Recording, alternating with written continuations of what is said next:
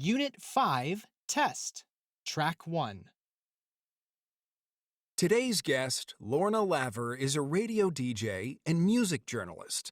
Lorna, you use social media, of course, but you've also been targeted by people online. That seems to be a common story for people in the public eye. What are your feelings about social media and the direction things seem to be going in? Our relationship with social media is very complicated. The thing is that it has its good and bad sides. There are obvious pluses to social media for anyone who wants to communicate with fans or who feels they have a message to get out there. But it can be really tough if something about you that just isn't true or that is misleading goes viral. Some people might say that as a celebrity, you just need to accept it. You use social media to promote yourself and your career, so you shouldn't complain when people who don't like you criticize you online. What do you say to them?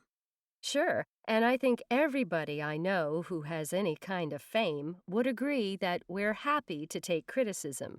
You don't get to a position where a lot of people know who you are and follow your work without some people disliking what you do, and that's fine.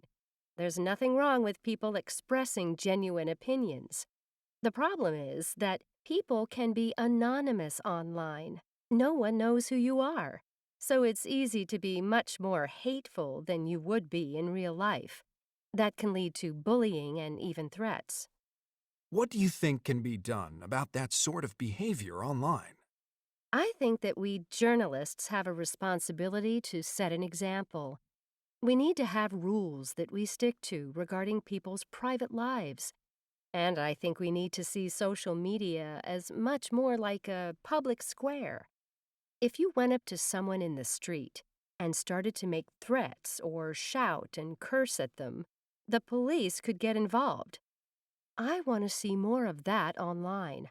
It's no different. People need to realize that their comments affect real people and have real consequences. What about freedom of speech?